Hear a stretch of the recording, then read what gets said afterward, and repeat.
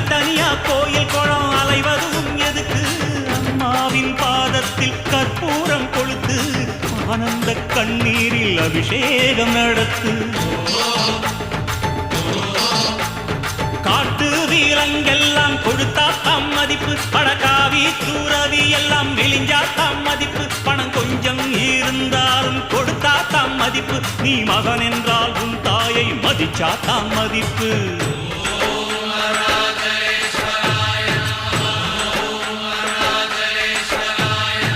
தனக்கென வாழ்பவன்